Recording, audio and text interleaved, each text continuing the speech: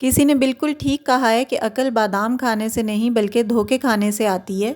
आज के व्लॉग में अपनी लाइफ की एक ट्रू और इंटरेस्टिंग स्टोरी आपके साथ शेयर कर रही हूँ। इस वाक़ये से मुझे भी बहुत अच्छा लेसन मिला और यकीनन आपको भी मिलेगा।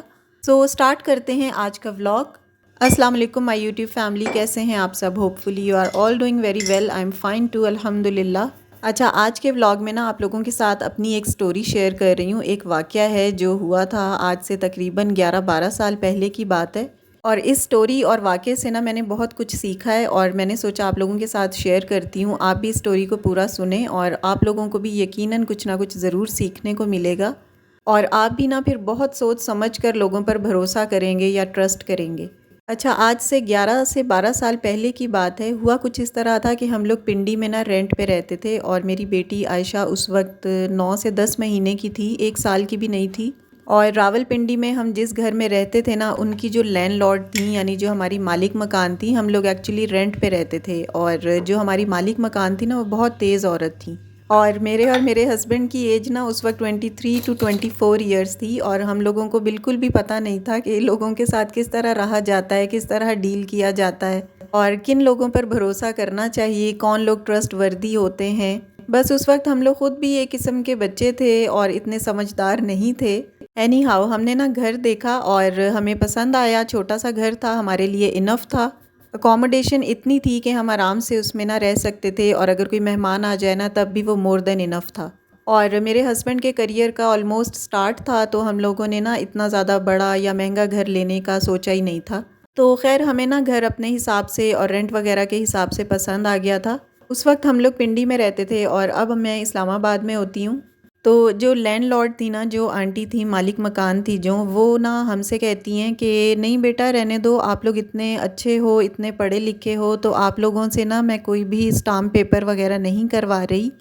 यानी जो एग्रीमेंट वगैरह साइन करने होते हैं ना, तो उन्होंने हमसे कुछ भी नहीं करवाया। तो वो कहती हैं कि बस ठीक है, आप लोगों के ऊपर मुझे पूरा ट्रस्ट है, आप लोग आराम से रहें, आपस की बात है, कोई भी एग्रीमेंट वगैरह की ज़रूरत नहीं है, कोई भी पेपर साइन करने की ज़रूरत नहीं है। और हम बच्चे थे, हम उनकी बातों में आ गए। हमने कहा जी जी आंटी ठीक है, आप जैसा कहती हैं वैसे हम कर लेंगे।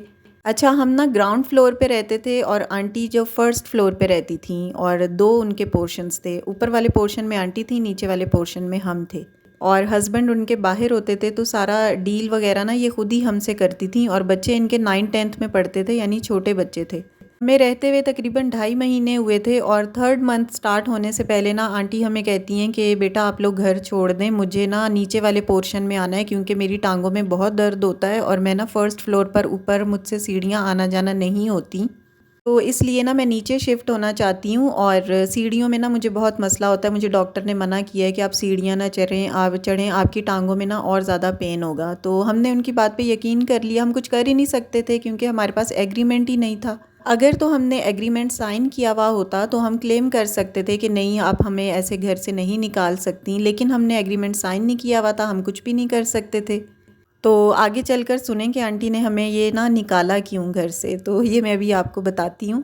अच्छा खैर, हमने ना फिर जैसे तैसे इस्लामाबाद मूव हुए और हमने वहाँ पर एक और घर देख लिया। हम लोग वहाँ जल्दी जल्दी में ना हम लोग वहाँ चले गए और अल्लाह का शुक्र है कि वहाँ आ गए। वो घर काफ़ी अच्छा था और बड़ा बाइसे बरकत भी था हमारे लिए। और अल्हम्दुलिल्लाह फिर आगे से आगे ना हालात हमारे बहुत अच्छे होते गए। अल्लाह का बहुत लाख लाख शुक्र है। जितना अल्लाह का शुक्र अदा करें ना उतना ही कम होता है।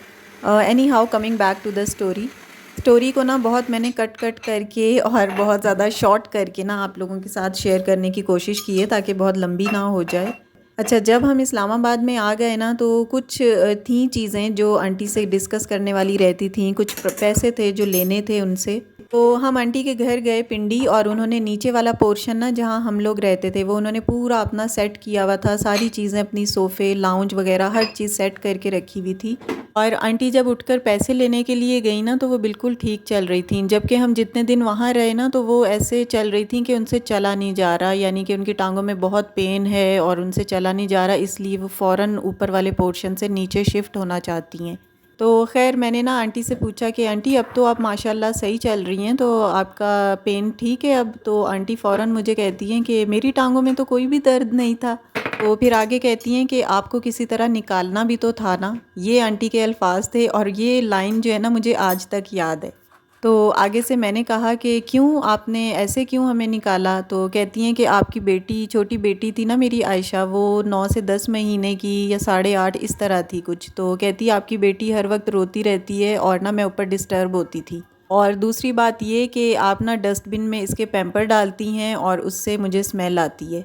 और तीसरी बात जो उन्होंने की ना वो ये की, कहती हैं कि ना आप ऊपर आती नहीं हैं, जब मुझे अकेले ही रहना है तो मैं आपको निकाल देती हूँ, मुझे अकेले ही रहना है तो फिर मेरे दोनों पोर्शन मेरे होंगे और मैं आराम से खुद ही अकेले ही रह लूँगी। तो खैर उनसे तो मैंने कुछ भी नहीं कहा और मैं इतना कोई हैरान हुई ना इनकी बातों पे। मेरे हस्बैंड भी साथ ही बैठे हुए इनकी बातें सुन रहे थे और बाहर आकर हम लोग अपने आप पर हंसे। हमने कहा कि हम लोग कितने बेवकूफ़ हैं, हमने एग्रीमेंट भी साइन नहीं किया और ऐसे ही आंटी की बातों में आ गए। और वो अब हमारी बेवकूफ़ी समझें, हमारा बचपन समझें या ना समझी की उम्र थी। मेरे ख़्याल से हर कोई ऐसे बिलीव या ट्रस्ट कर लेगा किसी दूसरे बंदे के ऊपर, ख़ास करके अपनी बड़ी एज के जो बंदे इस तरह हमें कह रहे हों तो हम ऑब्वियसली उन पे ट्रस्ट कर लेंगे कि हाँ आंटी कह रही हैं तो सही कह रही होंगी। और आंटी की ये होशियारी या चालाकी आप कह लें, वो हमें इस तरह समझ में आई कि हम लोग नीचे वाले पोर्शन में थे और गर्मियों के महीने ना मई जून जुलाई स्टार्ट होने वाला था, तो इसलिए ये ऊपर से नीचे शिफ्ट हो गई कि अब नीचे का माहौल ठंडा होगा, मैं बस 3 महीने के लिए किसी को रेंट पे रख लेती हूँ, मुझे किराया मिल जाएगा और जैसे ही गर्मी स्टार्ट होगी तो मैं इनको निकाल दूँगी और मैं खुद नीचे आकर ना ठंडे पोर्शन में रहूँगी। तो ये सारी जो ड्रामा सिचुएशन क्रिएट की थी ना आंटी ने, ये इसलिए की थी कि मैं जो ठंडे महीने हैं ना, इन महीनों में मैं ये रेंट पे दे देती हूँ 3-4 महीने के लिए, 3 महीने के लिए, और जब गर्मी स्टार्ट होगी तो मैं ऊपर से नीचे शिफ्ट हो जाऊँगी। और एग्रीमेंट भी इसीलिए साइन नहीं करवाया कि अगर मैं एग्रीमेंट कर दूंगी तो वो तो 1 साल का होता है या कुछ महीने ज़्यादा का होता है, तो फिर तो मैं इनको निकाल भी नहीं पाऊंगी। तो इसलिए उन्होंने एग्रीमेंट भी साइन नहीं किया, हमें बातों बातों में लेकर और सिर्फ 3 महीने के ड्यूरेशन के लिए हमें अपना घर टिका दिया कि मुझे रेंट भी मिल जाएगा और जो गर्म महीने हैं ना वो फिर मैं नीचे आकर अपने स्पेंड करूँगी। मई जून जुलाई में मैं इनको किक लगा दूँगी। बस हम कुछ कर भी नहीं सकते थे, एग्रीमेंट नहीं था, ना पुलिस को बता सकते थे, तो इसलिए हम चुप करके बस निकल आए। और आंटी बहुत ज़्यादा चालाक थीं, बहुत होशियार थीं। हस्बैंड उनके बाहर होते थे और सब कुछ ना वो खुद ही मैनेज कर रही होती थीं, बस धोखेबाजियों से अपना घर चला रही थीं। और उनको रेंट भी कितना मिल गया होगा 3 महीने में, कोई 1 लाख से भी कम का ही रेंट उनका बना होगा। और इस पैसे में वो कितना ज़्यादा उन्होंने किसी को हर्ट किया, किसी को धोखा दिया और गुनाह कमाया है। और सबसे बुरी बात जो मुझे उनकी लगी वो ये कि वो मुंह पे कह रही थी कि आपको मैंने निकालना भी तो था, तो इसलिए मैंने झूठ बोला था कि मेरी टांगें सही नहीं है और मैं ऊपर नहीं रह सकती, मैं नीचे वाले पोर्शन में रहूँगी। लेकिन असल मकसद उनका ये था कि मैं रेंट भी हथिया लूँ 3 महीने के लिए, अपना घर जो है वो यूटिलाइज़ करवा लूँ और पैसे भी मिल जाएंगे, और इसके अलावा जब गर्मी आएगी तब मैं इनको निकाल के और नीचे वाले पोर्शन में आराम से ठंडे माहौल में रहूँगी। तो इस सारी स्टोरी सुनाने का मकसद ये है कि आप भी कभी अगर ऐसा कोई कदम उठा रहे हैं कि किसी भी अननोन बंदे के ऊपर, किसी अजनबी के ऊपर आंखें बंद करके यकीन कर रहे हैं, तो ऐसा बिल्कुल मत करें। स्पेशली स्ट्रेंजर्स के ऊपर तो बिल्कुल भी बिलीव ना करें, बिल्कुल ट्रस्ट ना करें। अगर कोई आपसे कह रहा है कि फ़लाँ बंदा अच्छा है, उसकी बात और है, लेकिन जब आप उससे कभी मिले ही नहीं हैं, बिला वजह उसको अपने पैसे दे रहे हैं, या और कोई भी बिज़नेस की डील हो सकती है या कोई ऐसा काम हो सकता है जहाँ पर आपके पैसे लग रहे हैं या आपका कोई और नुकसान होने का डर है, तो ऐसा करने से पहले 100 दफ़ा सोचें और बिल्कुल भी किसी के ऊपर ट्रस्ट ना करें। सिर्फ अपनी फैमिली, अपने जो जानने वाले हैं उन्हीं के ऊपर ट्रस्ट करें। तो अपनी लाइफ की ये स्टोरी बताने का मकसद यही है कि आप लोगों को भी इससे कोई लेसन मिले, आप भी इससे कुछ अच्छा सीख सकें। दिल तो मेरा उस वक्त बहुत कर रहा था कि आंटी को किसी तरह सबक सिखाया जाए, किसी पुलिस वाले को बताया जाए, लेकिन पुलिस भी हमारा साथ नहीं देती, वो भी एग्रीमेंट होता तो साथ देती, तभी हम क्लेम कर सकते थे। वो कहा जाता है ना जैसे कि माइट इज़ राइट, यानी जिसकी लाठी उसकी भैंस। तो आंटी जो है वो दौलतमंद थी और काफ़ी होशियार और चालाक थीं, तो पुलिस ने भी उन्हीं की बातों में आना था, हमें तो साइड पे ही रख देते। तो इसलिए हमने कोशिश ही नहीं की अपना कोई हक जताने की या हक लेने की। So this was the whole story. उम्मीद है कि आपने कुछ इससे लेसन सीखा होगा। आजकल दुनिया बहुत धोखेबाज है और कोई भी ट्रस्ट वर्दी नहीं है सिवाय अपनों के। तो बस कोशिश करके ना हर एक की बातों में ना आएँ और हर एक पे भरोसा ना करें, किसी किस्म का कोई ट्रस्ट डेवलप ना करें किसी अजनबी के ऊपर। मॉरल ऑफ द स्टोरी भी यही है कि किसी भी अजनबी के ऊपर ट्रस्ट मत करें।